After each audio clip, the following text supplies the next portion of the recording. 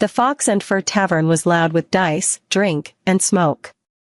Mara weaved through the chaos, balancing mugs in both hands, trying to stay invisible. She was the poor barmaid everyone knew but no one truly saw, until tonight. In the far corner sat a stranger cloaked in black. He didn't drink, didn't laugh, only watched. His stillness was heavier than the noise. Even the rowdy dice players lowered their voices around him. Mara carried a mug his way, her heart unsettled. "What'll it be?" she asked. "Ale," he said. His voice was low, steady, too steady. "And another, for the wolf who thinks he can stalk me." Mara smirked without thinking. "We don't serve wolves. Only men who pretend they are." A ripple of laughter went through nearby tables. Mara flushed, realizing she'd gone too far.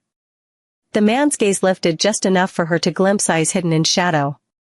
He reached for the mug, brushing her fingers, and something about the heat of his touch made her pull back quickly. The second mug never made it to him. A drunken hunter shoved his boot in Mara's path, tripping her. Ale splashed across the stranger's cloak. The tavern stilled. I'm sorry," Mara stammered, reaching for a cloth. The hunter guffawed. "That's what she gets for ignoring real men." Mara's shame flared into anger. "I don't ignore men," she snapped. "Only loud ones." The laughter that followed was cruel. The cloaked man rose slowly, shaking ale from his glove. He moved with the calm of a predator stretching before the kill. "Apologize," he said to the hunter. The man scoffed. "To who?" "The girl or your cloak?" "To the girl." The tavern fell silent. Something in his tone demanded obedience. The hunter's smirk faltered.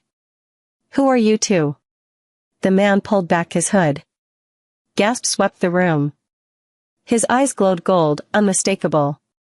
Wolf eyes. Alpha eyes. "The Alpha King," someone whispered.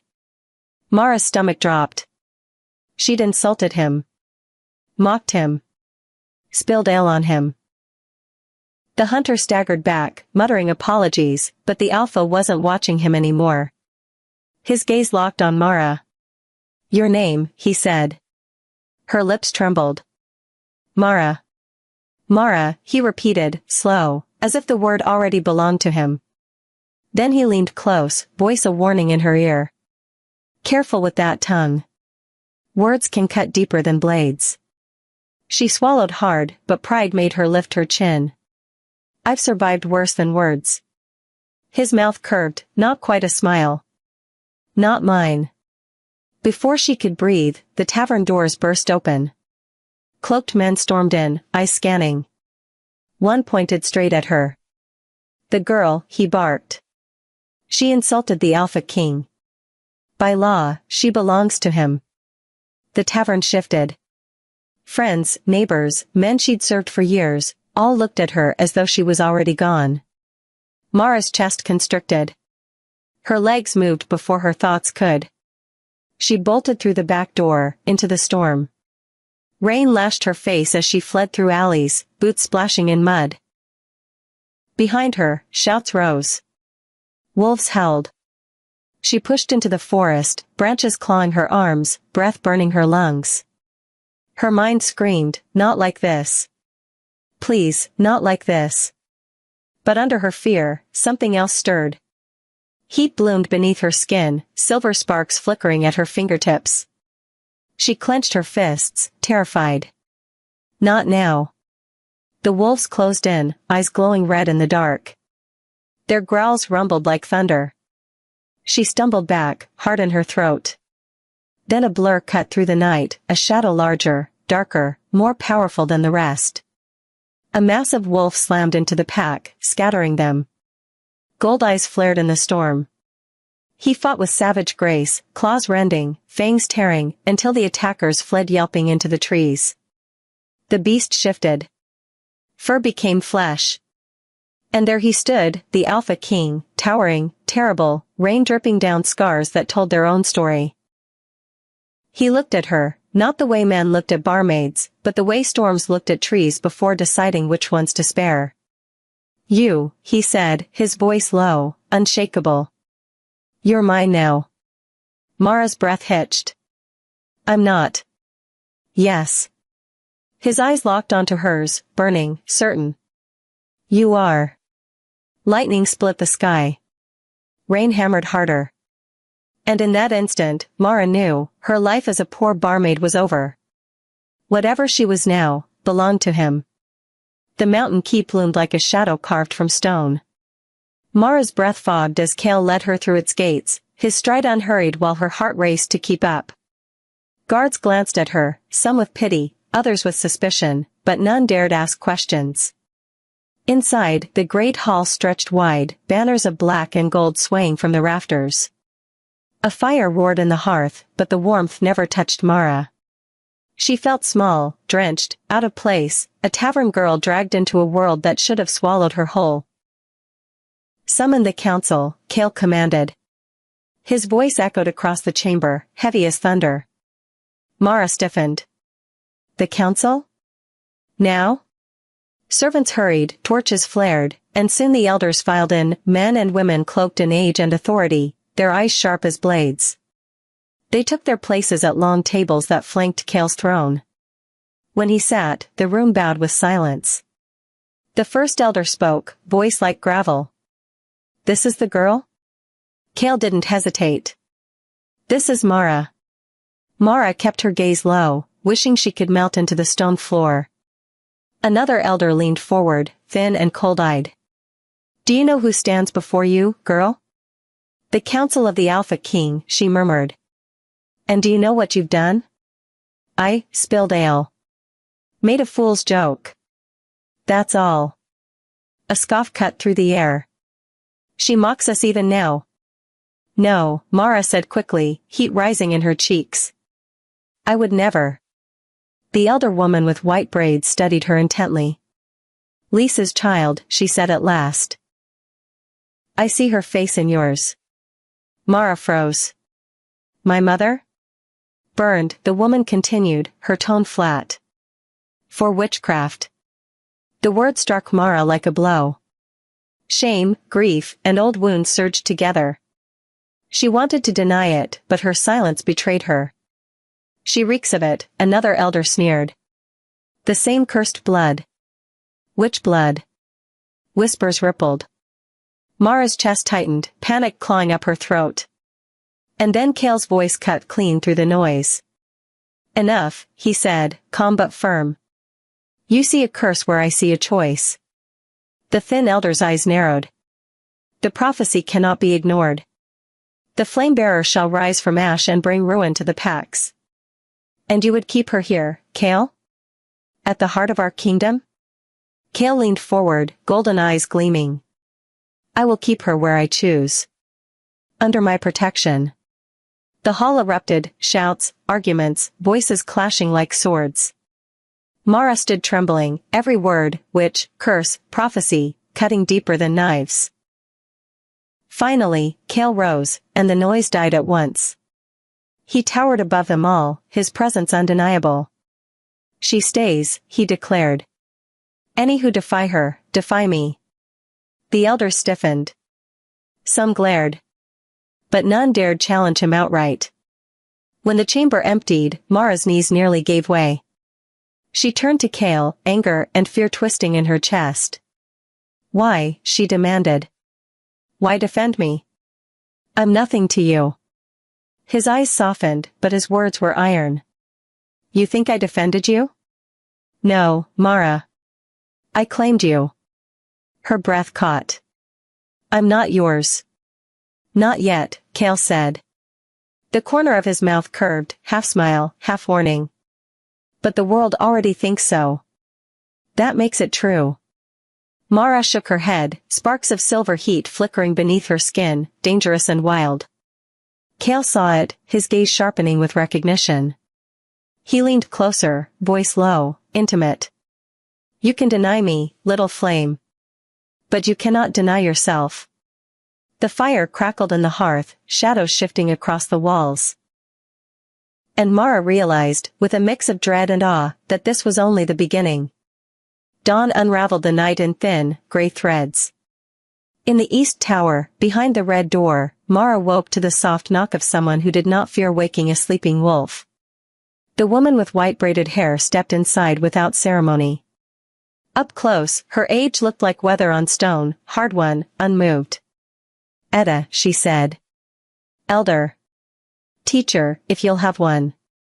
Mara pushed upright, the blanket sliding from her shoulders. "Will a teacher make the council like me?" Etta's mouth twitched. "I don't train for like. I train for truth." Her eyes flicked to Mara's hands. "And yours is loud." The room held a small fire that had survived the night. Etta crossed to it, tossed in a pinch of something that smelled like rain on iron. "Dress warm. We go where the keep remembers things." They descended in silence through corridors that traded tapestries for naked stone. Guards stepped aside without speaking Kale's name. The further they went, the older the air felt, as if breath here belonged to someone the mountain still missed.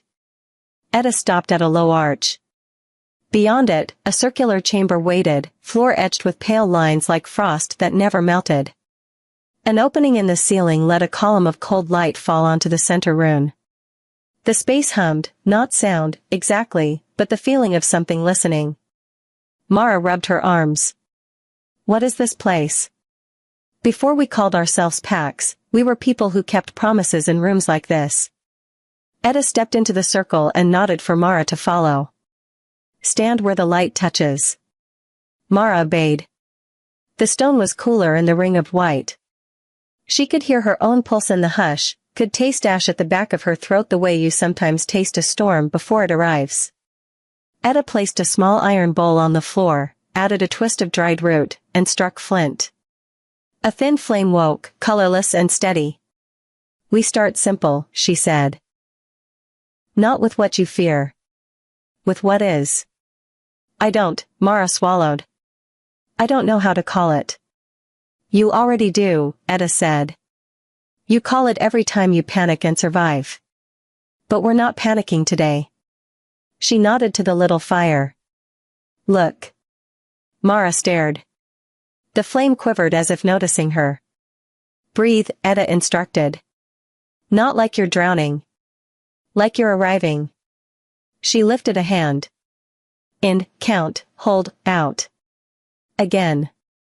Mara matched her. The first breath snagged. The second found a way.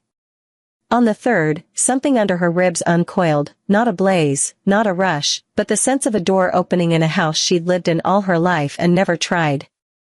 "Good," Etta murmured. "Now, do not push. Invite." Mara's fingers tingled. A silver sheen ghosted the creases of her palm, then faded as fear slapped it down. "I can't," she said. "You can," Etta said. "Because it's you." Mara shut her eyes.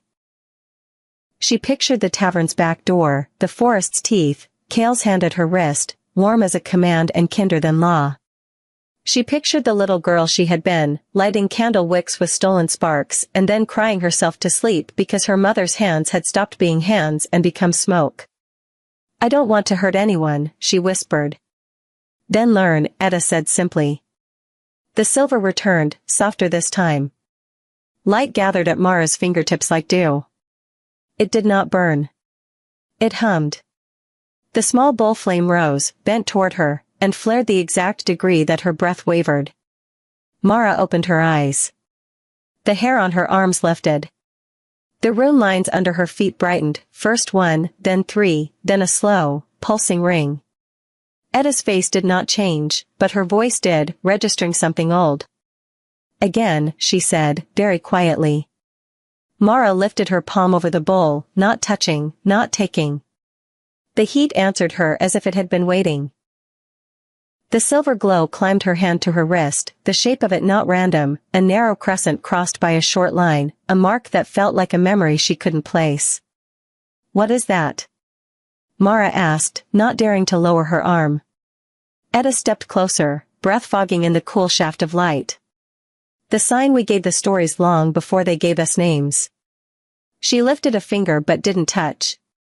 Flamebearer's mark. Mara's chest tightened. The prophecy. A prophecy is a road, Etta said. People mistake it for a prison. She glanced up. How does it feel? Like, singing in a language I know but never learned, Mara said. Like my body was the instrument and someone finally picked it up correctly. Then the instrument belongs to you, Etta said. Not to fear.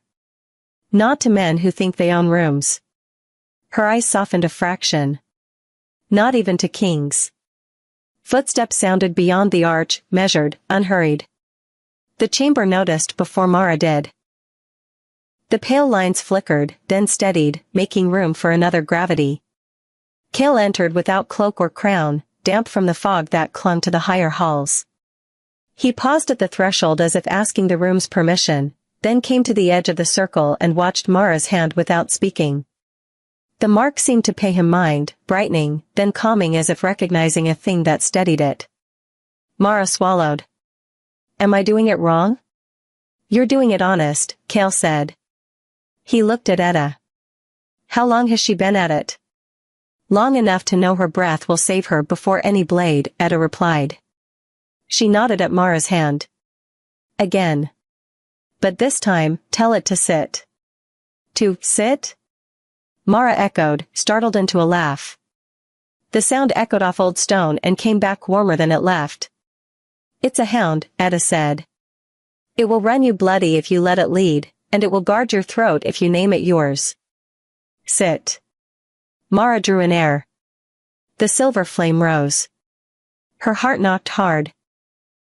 Fear, awe, the old urge to bolt, but she planted her feet in the circle and spoke low, not with her throat but with whatever part of her had opened when the light touched. Sit, she said. The glow lowered to her palm and held. Relief made her knees weak. Etta's mouth finally shaped something like pride. Cale exhaled, quiet, but she heard it. The moment broke with the scrape of steel on stone outside, followed by a horn call so low it seemed to pull dust from beams. Etta's shoulders squared. Cale's head turned slightly, listening as if the keep itself were speaking through the metal. What is it? Mara asked, the silver dimming as her attention fled. Cale's eyes returned to her, gold gone harder. Envoys, he said. From 3 packs. Etta spoke before fear could fill the space. The hunt, she said. They're calling it. Mara's mouth went dry. The word landed heavier than any training. Already? Blood Moon is in 3 nights, Etta said. They want you measured before the mountain paints the sky. Cale stepped into the circle then, ignoring the way the runes woke under his boots. He did not touch Mara, but the distance between them lost its edge. Look at me, he said. She did. The mark on her wrist flickered, then steadied, as if his gaze were shelter from wind. You will not run, Cale said, voice low, built for building vows. You will be taught. You will be guarded. And when they come, they will find a girl who knows where her fire begins and where it ends. Mara wanted to say something brave. All she could manage was honest. I am afraid. Good, Etta said from the edge of the light. Fear listens. Cale's mouth almost softened. And I am not, he said. Which is why we're inconvenient together. Another horn, closer. Doors boomed open somewhere above, the keep answering with 100 quiet shifts. Etta nodded to Mara's hand. Put it away. Mara drew a breath. The glow tried to climb. She felt the old panic, if I let go it will eat me, and did not let it make the choice. Sit, she whispered again, and this time she pictured the little bull flame, the breath count, the mark that was not a threat but a signature. The silver faded into her skin like a tide going out with a promise to return. The rune lines dimmed, content. Etta nodded once. Good. She turned to Cale. I will need her at dusk. Alone. You will have her, Cale said. He offered Mara his hand out of habit or care or strategy, she couldn't name which. She didn't take it. Not because she didn't want to, but because something in her needed to practice standing without anchoring to him. He noticed. Approval flickered through his eyes and vanished before it could be read as tenderness by anyone who might report it. They left the chamber. The keep had changed, sound rode its halls now, bootfalls, armor, the flat vowels of strangers who came to witness old laws. In the courtyard, banners were being raised that did not belong to Cale's colors. Red. Gray.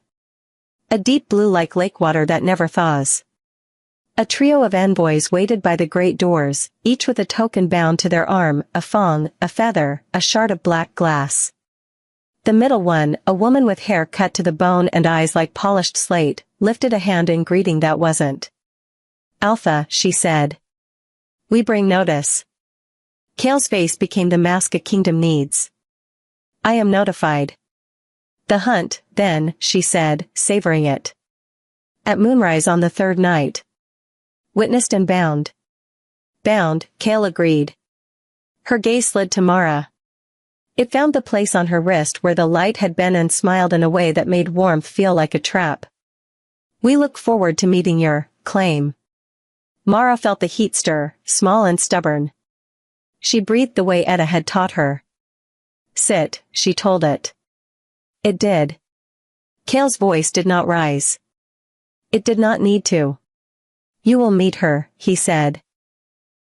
And you will leave with a new story about what happens when old laws try to eat the wrong girl.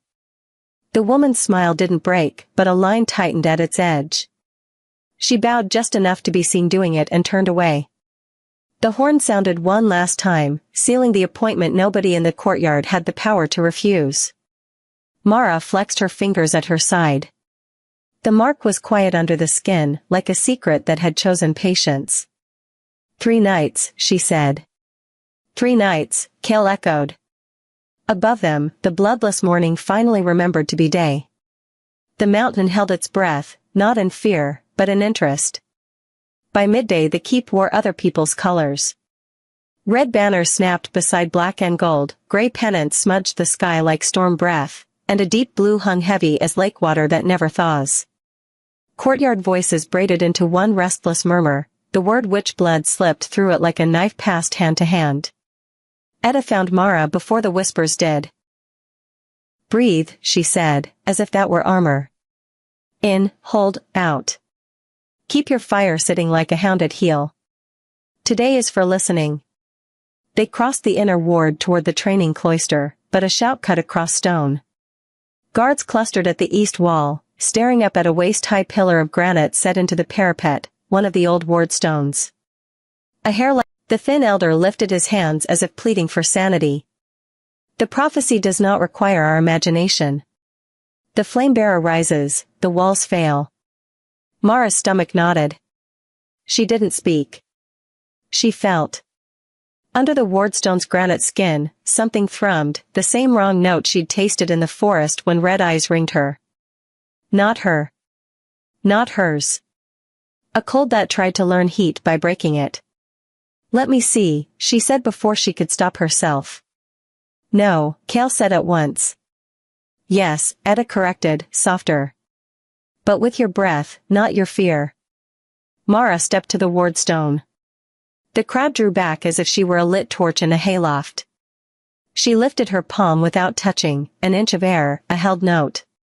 Silver stirred beneath her skin, wanting to sprint. Sit, she whispered. The glow obeyed. When she breathed out, a thread of light unspooled from her palm, thin as a hair, steady as a needle, and laced into the crack. For a breath the world held still. The fisher drank the light like a thirsty thing. Then something ugly shivered inside the stone, a slick dark that recoiled from silver and tried to burrow deeper. Mara swayed. Pain jumped bright across her wrist. Etta's fingers tightened on her shoulder, keeping her upright but not pulling her away. The crack sealed halfway and stopped, as if the stone itself were unsure which side to pick. Gasps punched the air. See, the envoy breathed, pleased. She touches our wards and they change. Dangerous sorcery. She kept it from failing, Etta snapped. Dangerous rot was already there. Kale's hand hovered near Mara's back, not quite touching, wholly present. Enough, he said to the crowd without raising his voice. It quieted anyway. The ward cracked, it did not fall. The girl steadied it. We mend the rest with masons and runes, not gossip. A man in a red cloak, broad-shouldered, hair like rust, stepped from the knot of visiting wolves and swung the weight of his name into the yard. Torn of Red Veil, someone hissed. He smiled without warmth. Alpha Kale, he drawled, we don't wager kingdoms on a tavern girl's breath. Hand your claim to neutral custody until the hunt decides if she's Flamebearer or Firebrand. Or stand aside and let your elders manage risk like grown dogs. Kale looked at him as one might look at a fire that thought it was sunrise. No. The slate-eyed envoy, Sarah of Grey Wind, if rumors had bothered to clothe themselves, tilted her head. Then formal challenge, by circle of words. Before witness. Her gaze slid to Mara with bright hunger. Let the mountain hear if you can speak safety into being. Circles. Mara had watched drunk men in the Fox and Fur argue in loops until one swung and both bled. This circle was older and cleaner, 3 statements each, bound by oath stone, a lie burned the liar, a truth bound the hearer. No steal allowed. Only language and the weight behind it. Kale agreed with a nod. The ring was chalked on stone. An oath bowl set between. Elders and envoys formed a wall of listening. Torrens stepped first into the circle. Statement, the ward cracked when she arrived. He pointed like a child. Truth binds. The bowl smoked faintly, the oath stone warmed. No burn. True, then, in the laziest way truth can be. Kale's turn. He didn't move. Statement, the wardstone held rot before she touched it, rot that recoiled from her light. His eyes never left Torrens. Truth binds. The bowl flared brighter. A few murmurs changed flavor. Sarah slipped into the circle in Torrens' place, smile sharpened. Statement, prophecy warns the Flamebearer brings ruin to the packs. She let the old words hang like a noose. Truth binds. The stone glowed, colder now, as if even truth can be ugly when striked of its ending. Kale stepped into the ring opposite her. Statement, prophecies name roads, not destinations. The same fire that burns a house can warm a winter. He paused. Truth binds. The bowl brightened. A warmer light, too soft to cheer, too stubborn to ignore. Mara heard herself breathe. Edda's hand left her shoulder. Kale's presence remained like a pillar you trust not because it can't fall, but because it chooses not to. Torren returned, teeth bared in a smile. Last statement, keeping the witch within your walls drags us all into danger. We call this arrogance, the law calls it cause. He inclined his head, mock polite. Truth binds. The stone did not light. A hiss went through the witnesses. Torrens' mouth snapped shut on a curse as a thin line of heat scored his palm, both burn, small but humiliating. Not truth, then. Not clean enough to bind. Kale's last statement should have been triumph. He didn't take it. He looked instead to Mara, and something in his face, a question, a trust, made her throat close. Speak, he said quietly. Not to win. To be seen. Mara stepped to the chalk's edge, a tavern girl with rain-stiff hair and a mark hiding under her sleeve. The bowl waited like a listening ear. My statement, she said, voice rough but steady, is that I didn't break your wall. She swallowed. I felt something dark living in it and I tried to sew it shut with what's mine. I didn't ask to carry this, she lifted her wrist, a whisper of silver answering, but carrying it doesn't make me your doom. Her gaze slid to the wardstone, to Sarah's thin smile, to Torrens' angry pride, then back to Kale. If I burn for those who shelter me. Truth binds. The bowl flared hard and clean as a struck bell. Heat kissed Mara's palm, approval, not punishment. Some faces softened. Some hardened further because softening is its own humiliation. Sarah's smile lost a hair of polish. Torin masked his pain with contempt. Pretty words, he sneered. Let's see what your fire does when night has teeth. He lifted a hand. I call the dimming, he announced. A ripple of surprise shook even the elders. Until the hunt, lower your keep's lamps at moonrise. Let witnesses see if shadows gather where she walks. Edda's mouth thinned. Superstition playing dress up, she murmured for Mara alone. But it buys them eyes. Cale didn't flinch. We will not dim. His voice did not harden, it deepened. We will watch. And I will bind. He stepped to the oath bowl, opened his palm with a clean cut, and let blood fall into stone. The bowl drank it like the wardstone had drunk light. Cale spoke, not loud, not long. By blood and by mountain, he said, I bind my house to her breath. As long as she chooses to stay, my walls are her shelter and my name is her answer. The keep heard him.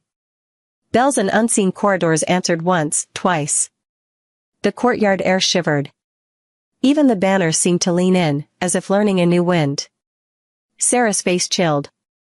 Torin spat to the side. The thin elder closed his eyes as if he'd seen a hand place a crown and knew the next page was written in blood. A noise like ice cracking rolled along the east wall. Every head turned. The mended fissure in the wardstone pulsed, silver, then black, then silver, and a narrow vein of shadow wormed out of the granite like smoke made spite, fast and hungry. Back, Edda barked. Cale moved without thinking, putting himself between Mara and the thing that wanted her.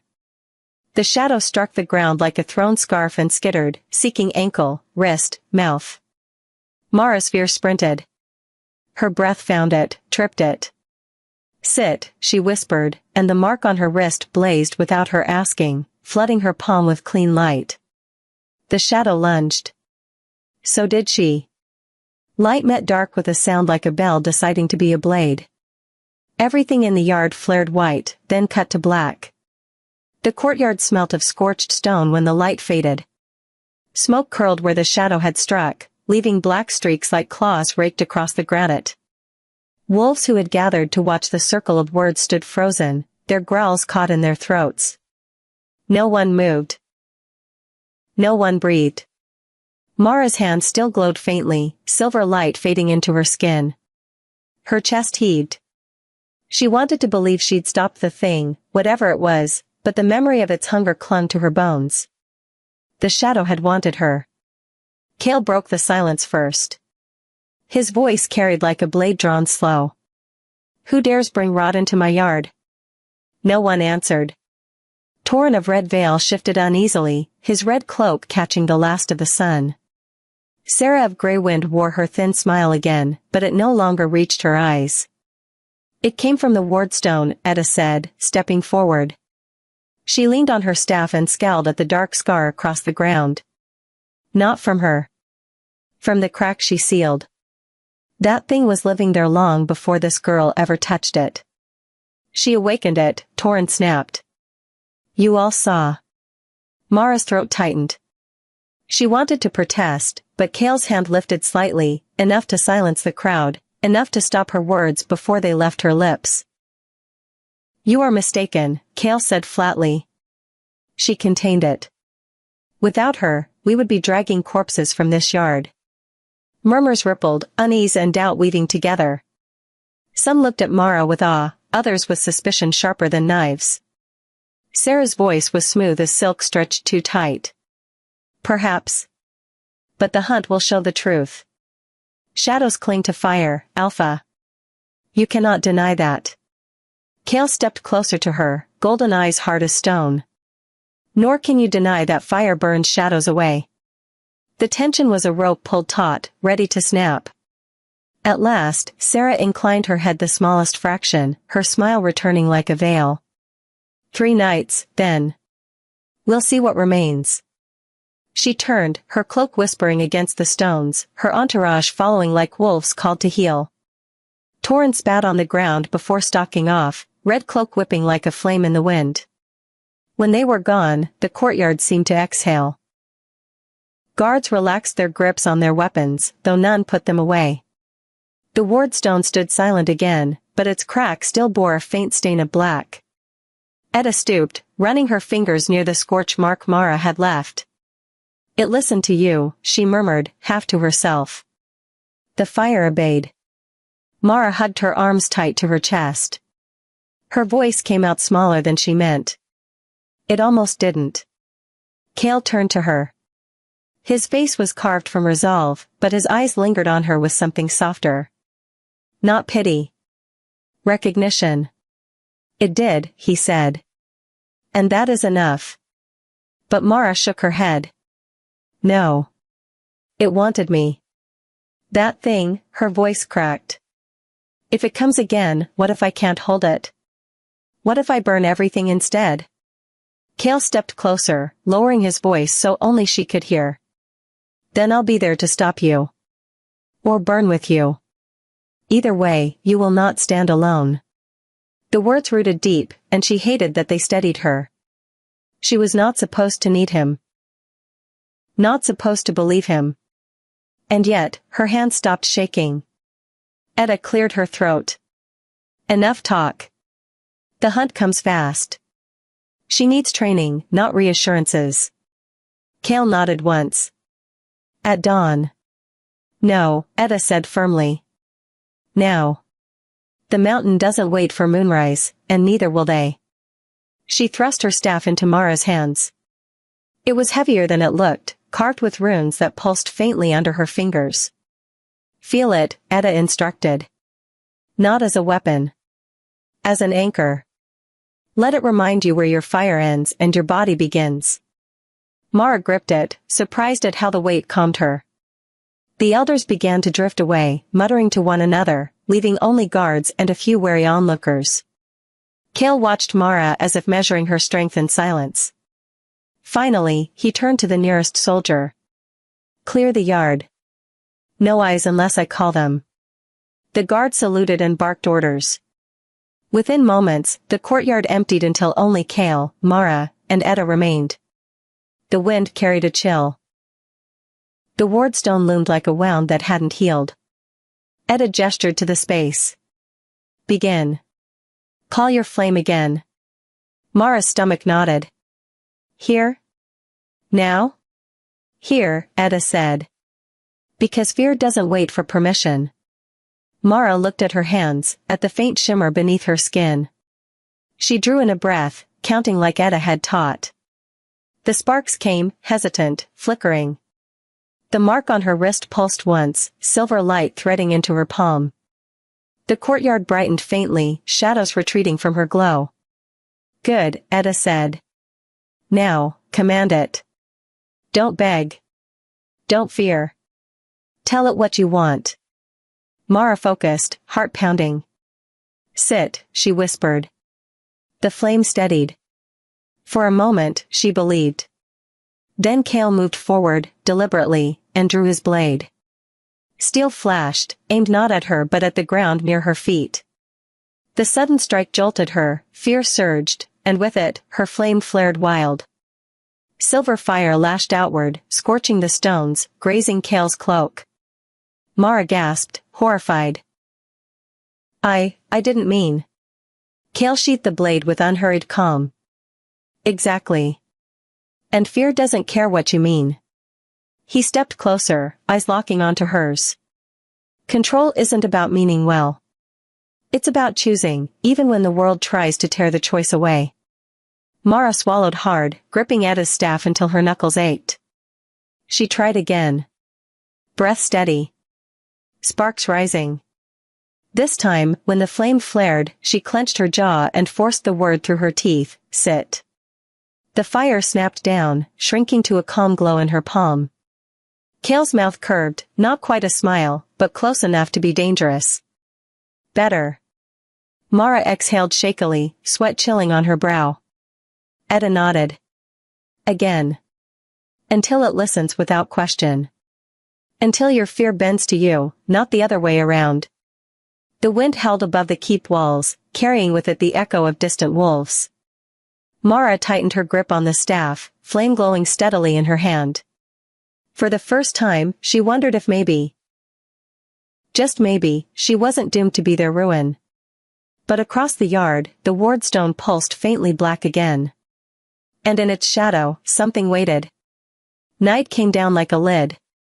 The courtyard emptied to the slow scrape of brooms and the click of armor being put away for show, not sleep. The wardstone held its sealed crack like a scar that planned to remember. Etta dismissed Mara with a tap of the staff to her wrist, approval disguised as impatience. Food, she said. Then warmth. Then breath. We begin again at moonrise. Her eyes flicked to Kale. Keep watchers on the east wall. Not the talkative kind. Kale nodded once. When Etta vanished into corridors that smelled of old rain and older oaths, he turned to Mara. Come. She followed through a passage the torchlight lighted. The flames leaned as he passed, as if drawn to the gold in his eyes. They entered a low room paneled in dark wood, its ceiling crossed with beams etched in the quiet geometry of wolves who had once tried to draw obedience. A small fire burned in a stone hearth. On a table, a clay pot, 2 bowls, bread still warm enough to steam. Mara's stomach argued with dignity. Dignity lost. Kale ladled stew, the smell of thyme and bone and something wild filled the room. He handed her a bowl and a spoon like an offering no one needed to kneel for. She sipped. Heat spread into her like agreement. I keep forgetting to eat, she murmured. That's one way to faint politely in front of your enemies, he said, settling across from her. The corner of his mouth almost moved. I don't recommend it. They ate in a silence that didn't bruise. Kale unbuckled a bracer, scars peered out where leather had kept them from curiosity. Some were thin white threads, one was a twisted rope that climbed his forearm, old as a vow. How? The word escaped before she could swallow it. He followed her gaze without flinching. Winter run, first season I wore the mantle. A river decided I should learn what cold meant. I obliged it. You almost died, she said. Many things almost happened, he replied. The river failed to keep me. She tried not to smile. The fire decided for her. You talk like you negotiate with weather. I do. He set the bracer aside. And law. And men who confuse themselves for either. His eyes lifted. And now you. Mara set her spoon down so it wouldn't shake. I didn't ask for any of this. Neither did I, he said. A crown is a net the sea throws over the first thing big enough to feel like a catch. You wake with rope marks and call it destiny. She looked at his hands, at the healed burns on 2 fingers. Did the crown burn you? The first time I told it no. He leaned back, studying her not as prey or puzzle but as whether he meant to know before he crossed it. Your mother. Lisa. Tell me, what you can stand to. Mara stared at the flame until it blurred. She smelled like lye and rosemary. She could lift a pot with one hand and my whole world with the other. The words came out hushed, like the room might give them back in better order. When I was little, I made candles cry. The wick would flare too bright. She'd sing and the fire would listen. What did she sing? His voice gentled without softening. Mara swallowed. Nothing pretty. Just, reminders. She recited, barely above a breath. Let the candle mind itself. Let the child breathe like the sea. Let heat live in its house. Kale's gaze lowered to her wrist as if he could see the mark through skin and bone. And the day they took her? Mara's throat tried to close. She made it stay open. It was fog. The kind that turns a street into a room that forgot its walls. She told me to go to the pantry and practice being a cupboard. I obeyed. The spoon in her hand remembered fear and clinked the bowl. When the door opened again, she wasn't in the house. The smoke was. Silence took a chair with them. The fire settled its shoulders. I learned, Mara said finally. How to be small enough to pass inspections. How to tuck sparks into my gums until my mouth tasted like pennies. How to make jokes so men would look at the sound and nod at me. Kale set his bowl aside.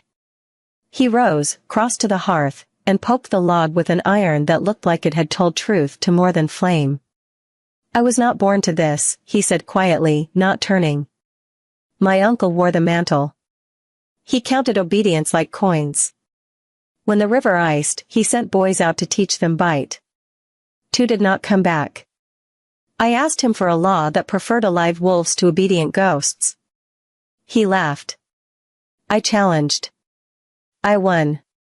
That was the day a crown decided to try my throat on." "Were you afraid?" Mara asked.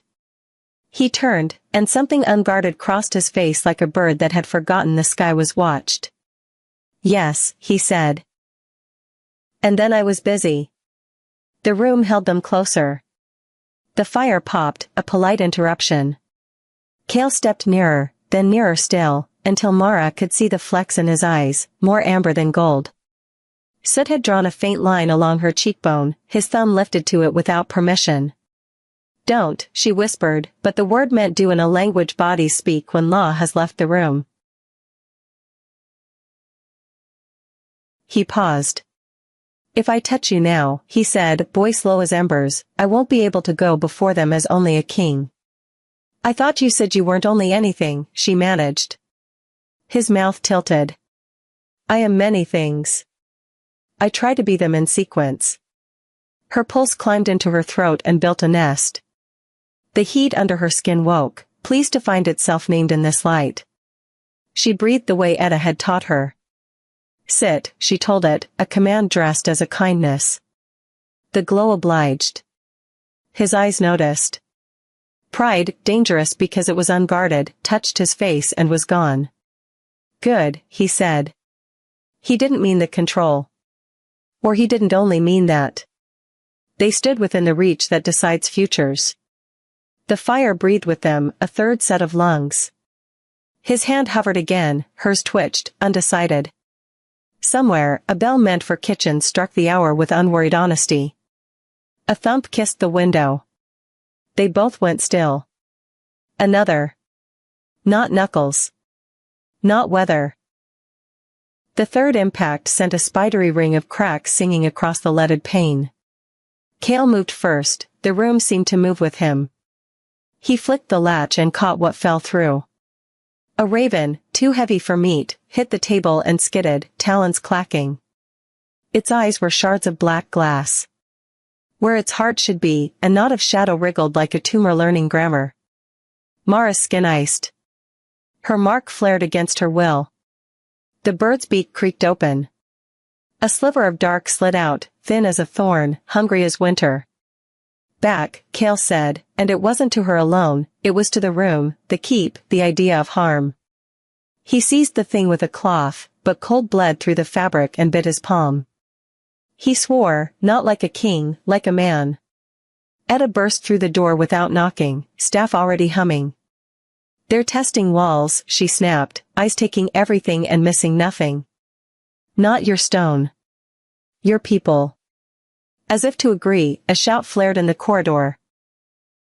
Then another, then 3 together, answering each other like a language invented in fear. Footsteps. Metal finding purpose. The raven's shadow heart spasmed. The sliver jerked toward Mara like a needle discovering thread. She planted her feet and lifted her hand to meet it. "No." Etta barked. "Not large. Not wild. Thread it." The shard lunged. Mara didn't blast. She stitched. A filament of silver slipped from her wrist, thin, controlled, soft as breath, and wound the dark like silk claiming a thorn. It fought. She breathed. It slowed. She whispered, "Sit," and meant, "Be quiet until I decide." The sliver stilled. The raven's glass eyes cracked and went gray. Kale dropped the cloth-wrapped thing into Etta's waiting bowl, symbols along its rim swallowed it and glowed the dull red of iron making up its mind. The corridor thundered. A guard slammed a palm to the doorframe. "Alpha," shadows in the west stair, moving like, he didn't finish. A smear of black snaked along the stones at his boots, fast as gossip. Kale drew steel in a single, unbothered line. He looked at Mara, not the blade. With me. Mara tightened her fingers around her breath. The heat inside stood when she did. They stepped into the hall. The torchlight there wasn't afraid, it was angry. Darkness flowed along the floor like spilled ink choosing a direction. It had shape now, fingers, almost. A reaching. Etta planted her staff. Runes woke like a choir startled into harmony. Small stitches, she hissed. Hold the seams. Let him cut. Kale's sword met shadow and gave it a reason to reconsider being a hand. Mara's silver thread laced the edges, tugging, hemming, refusing to let the black find a mouth. For a heartbeat the corridor became a throat, deciding whether to swallow them or learn to sing. Something laughed from far below, the kind of laugh that thinks it invented night. The floor shivered. Every lamp leaned. The keep itself chose a side. Then the shadows surged. The shadows poured like water with intent. The west stair shook under their weight, stone groaning as if it remembered avalanches. Guards hacked with steel, their blades catching nothing but cold, their arms growing sluggish as if night itself leaned on them. Kale moved like the wolves were watching, blades singing arcs of gold where firelight caught it. His voice was low, commanding, every word meant to hold the line. Shields high. Eyes forward. Do not yield. Mara pressed herself against the wall, breath ragged, the silver under her skin rattling its cage. She wanted to run, her body screamed for it, but Etta's staff slammed to the stones beside her foot. Not away, the elder snapped. Through. I'll burn them, Mara gasped. You'll burn nothing unless you tell it how. Etta shoved her forward. Thread, girl. Not storm. Show it who owns whom. Mara stumbled into the open. The shadows hissed, their edges curling toward her like smoke recognizing flame. Her wrist pulsed hot, the mark blazing awake. She lifted her palm, heart hammering. Sit, she whispered. But her fear was louder than her breath. The silver flared uncontrolled, spilling outward in a sweep of light. The shadows recoiled, then surged twice as strong. The ground quaked. A shout rose from the back of the stairwell. There, look! She calls them. Mara's head snapped toward the voice. Torn of red veil, his red cloak unmistakable, stood among the guards. His eyes gleamed with triumph, not fear. She summons the rot herself, he bellowed. Which blood? You see it, she feeds them. The crowd faltered.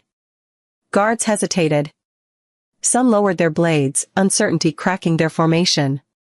No. Mara cried. I'm not. But the words stuck. The shadows licked closer, emboldened by doubt. Kale snarled, his voice slicing through the panic. Hold the line. She fights with me, not against. Torrin sneered. With you? Or against all of us? He raised his voice for the witnesses gathering at the balconies. Behold the Alpha's chosen. Fire in her veins, rot at her heels. This is your Queen of Ash. Gasps swelled. Whispers braided into shouts. The pack council, envoys, guards, all eyes on Mara. The mark on her wrist burned hotter, almost answering their fear with its own hunger. She clutched her arm, choking back a sob. They believe him.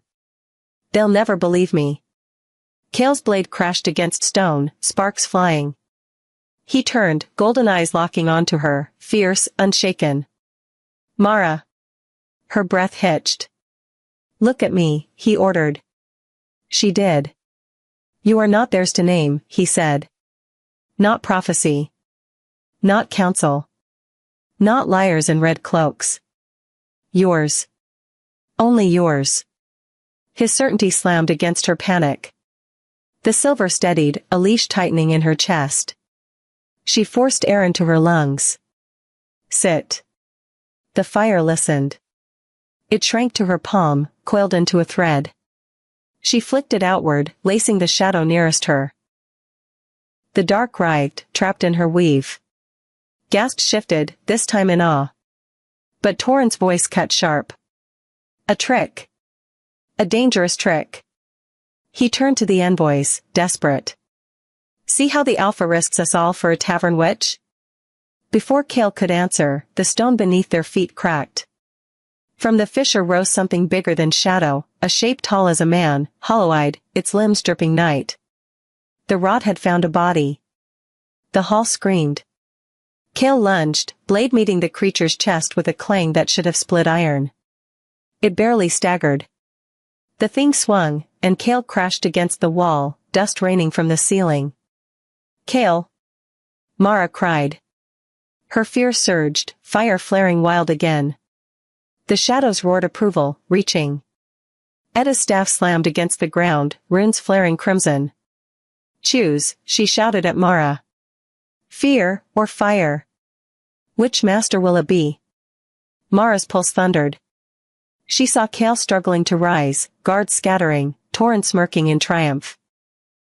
She saw the creature's hand of black reaching for her throat. And she stopped running. Her fire surged upward, not spilling wild but rising like a crown. Silver flames roared around her, wrapping her in light. The mark on her wrist stretched, glowing, the crescent widening into a full circle. She screamed, not in fear, but in claim.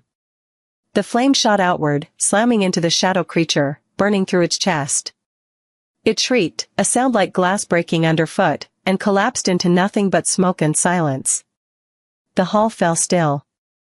Every eye fixed on her, on the barmaid turned inferno. Torrent's smile faltered. Sarah's slate eyes narrowed, calculating. And Kale, leaning on his sword, stared at her not like a king weighing danger, but like a man seeing his vow answered. You see? Torrent shouted desperately, voice cracking. She is the Flamebearer. She will destroy us. No, Kale growled, stepping to her side despite the blood on his lip. His hand, steady as iron, touched her arm. She will save us, or damn us, but she will do it by choice, not your lies. Mara's flame dimmed, sinking back into her bones. Her knees trembled. Kale's grip held her upright. The witnesses whispered like a tide unsure whether to rise or retreat. And above them, the old wardstone pulsed again. Not silver. Not black. Both, warring inside its heart. The mountain itself had not yet chosen a side. The mountain groaned that night as if it too felt the weight of prophecy pressing down. Mara stood in the east tower chamber, her hands trembling as she braced against the window ledge. Below, the courtyard flickered with torchlight. Soldiers paced, elders whispered, and rumors climbed the walls faster than ivy. She pressed her forehead to the cool glass. They all think I'll end them. Maybe they were right. The fire in her veins was no longer quiet, no longer something she could tuck away like a secret shame. It wanted out. It wanted more. The door creaked. Kale entered without his crown, only the leather of a warrior and a sword at his hip. His presence filled the room as if the stone itself deferred to him. They called the hunt, he said. At moonrise tomorrow, 3 packs will gather in the circle below the mountain. Mara turned to face him. And what then? Do they kill me, or do you? His jaw tightened. Neither. You can't promise that. I don't promise. I decide. His eyes burned into hers, unflinching. And I have decided you will not be their sacrifice. Her chest tightened. What if the prophecy is true? What if I am their ruin? He stepped closer, every word deliberate. Then you'll ruin them on your own terms, not theirs. Edda's voice cut from the doorway, staff tapping against stone. Words are stones in a river. They hold for a time, then wash away. She needs more than vows, Alpha. She needs fire that listens. Kale's gaze lingered on Mara before he turned and nodded. Then we teach her now. The hunt will not wait. They led her to the courtyard, cleared of onlookers, lit only by the red smear of the rising moon. The wardstone stood like a sentinel, its crack glowing faintly with the push and pull of silver and shadow. Edda pointed her staff at it. That wound is the truth of you, girl. Light and dark fighting in one body. Tonight you choose which master you serve. Mara's throat went dry. She looked at the stone, then at her own hands. Sparks already stirred beneath her skin, eager, restless. Cale drew his blade and stood at her side. You won't stand alone. The ground shuddered. From the fissure, black mist seeped upward, thickening into shapes. Eyes blinked open in the dark, too many, too hungry. The shadow creature had returned, stronger, fed by fear and doubt. Gasps rose from the walls where guards watched despite orders. Mara's pulse thundered. The fire inside her surged, begging to be unleashed. She clenched her fists. If I let it out, I'll burn everything. Then burn, Cale growled. But burn what you choose. The shadow lunged. Cale met it, steel flashing, but his blade passed through mist that reformed around him. He snarled and swung again, buying seconds, not victory. Mara. Edda's voice cracked like thunder. This is your moment. Not his. Not mine. Yours. The creature's arm of black reached for Cale's throat. Mara's chest clenched. Without thinking, she stepped forward, raising her hands. Silver fire erupted, brighter than moonlight, hotter than the hearth. It roared outward, wrapping her in a crown of flame. The shadow screamed, retreating, but not far. Mara's voice rose, fierce and raw. I am not your sacrifice. The flames answered, surging higher, spilling across the courtyard. The wardstone flared, its crack glowing silver as her power stitched into it. The shadow creature writhed, trapped in a cage of her making. Cale staggered back, eyes wide, not in fear, but in awe. The ground trembled. Ancient runes buried deep in the courtyard blazed to life, reacting to her fire. The mountain itself seemed to wake, stones groaning, air vibrating with a power older than the pack's. Mara stood tall, silver light streaming from her like rivers of fire. For the first time, she did not try to quiet it. She did not try to hide. She let the world see. The shadow shrieked, splitting apart under her flame. Black mist dissolved into nothing, leaving only silence and scorched stone. The courtyard shook with whispers. Guards dropped to their knees.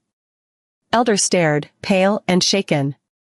Edda lifted her chin, eyes fierce. The Flamebearer, she declared, not as prophecy, but as truth. Mara's flames dimmed, fading back into her skin. Her knees wobbled, but Cale was there, steadying her before she fell. His hand on her arm was not command, not claim, something quieter, stronger. You chose, he murmured. She looked at the ruin she'd made, the wardstone sealed in silver light, the shadows gone. For once, she didn't feel like a mistake in human skin. Her voice was hoarse but sure. I chose me. Above, the blood moon split the clouds, drenching the keep in red. And from the distant pines, a chorus of wolves howled, not in rage, not in fear, but in recognition. The hunt had not begun, yet the mountain already knew, the barmaid was no longer prey. The courtyard still smoldered. Ash drifted in the night air, glowing red under the blood moon. Mara's knees wavered, but she held her ground, silver light fading slowly from her skin. Every eye in the keep was fixed on her, guards, elders, envoys, all silent, all measuring. She could feel their fear pressing in, thicker than the smoke. They think I'm a weapon. Cale stood at her side, sword lowered but body taut like a wolf between fights. His voice cut through the silence. She saved you. Remember that before you name her curse. Whispers rippled, some nodding, some shaking their heads. Sarah of Grey Wind stepped forward, slate eyes sharp. Saved us? Or showed us the power she will one day turn on us? Look at her, Alpha. That is no barmaid. That is fire walking in flesh. Mara's heart lurched. The mark on her wrist pulsed faintly, as if agreeing with Sarah. She's right, someone muttered. No one should wield that. Destroy her before she destroys us. The words struck like stones. Mara swallowed hard, fighting the tremor in her chest. This is what they'll always see. Cale stepped closer, his presence a wall between her and the mob. Enough, he growled. You fear her because you cannot command her. But she will not be commanded. Not by you. Not even by me. His words silenced the courtyard, but left Mara shaken. Not commanded, even by him. The thought frightened her more than she cared to admit. Her gaze swept the faces staring back, fear, awe, hatred, hunger. She whispered, almost to herself. Am I a hero, or just a curse waiting to happen? The night seemed to listen. The blood moon gleamed brighter, red light spilling like an answer no one wanted. Cale turned to her, golden eyes fierce. You are what you choose. But in the shadows beyond the walls, a voice whispered low, curling around her bones, you will burn them all. Mara stiffened, the words echoing inside her head long after the voice faded. She didn't know if it was prophecy, memory, or her own doubt. Only that tomorrow, when the hunt came, the world would demand an answer. The keep slept poorly that night. Guards doubled their patrols, torches sputtered low, and even the wolves in the kennels whined at shadows that carried no scent. Mara lay awake in the east tower, staring at the ceiling beams, hearing every creak as if the mountain itself shifted beneath her. She couldn't stop replaying the moment, the surge of flame, the shadow scream, the way every face had turned toward her. Some in awe. Some in terror. Hero, or curse. The door opened without sound. Cale stepped inside, not armored, not cloaked, only a man whose presence made the chamber smaller. He studied her quietly, as though memorizing the weight of her silence. Tomorrow, the hunt, he said at last. 3 packs, 3 witnesses, 1 verdict. Mara's chest tightened. And if they decide I'm the prophecy? They don't decide, Cale said. His voice was low but firm, like stone speaking through him. You do. She wanted to believe him. But doubt clawed at her, sharper than fire. What if I can't control it? What if the voice is right, what if I burn them all? Cale crossed the room. He didn't touch her, only stood close enough that his warmth reached her. The mountain bends to those who claim it. Not to those who fear it. Mara closed her eyes, whispering, I'm afraid. Good, Cale said. Fear keeps you awake. Tomorrow, it may keep you alive. He left her then, leaving only the crackle of the hearth and the restless beat of her heart. Outside, the blood moon sank toward the horizon, painting the peaks in dying red. And from the forest far below, a howl rose. Not wolf. Not man. Something older, layered, cruel. It rolled across the mountain and curled through the keep stone like smoke. Mara bolted upright, her mark burning faint silver under her skin. The voice returned, the same whisper that had haunted her after the battle, you are not the only one. The torches along the wall guttered, as if in agreement. She ran to the window. Beyond the trees, in the open valley, dozens of eyes glowed in the dark. Not gold. Not silver. A sickly pale, like bone dust catching moonlight. Not wolves. Not any pack she had ever heard of. Her breath caught. The hunt was coming, but not the one she'd been promised. The voice whispered again, softer, sharper, undeniable. The true alpha has yet to rise. The mark on her wrist seared. Mara pressed her palm against it, staring into the valley, knowing that whatever tomorrow brought, her story had only just begun.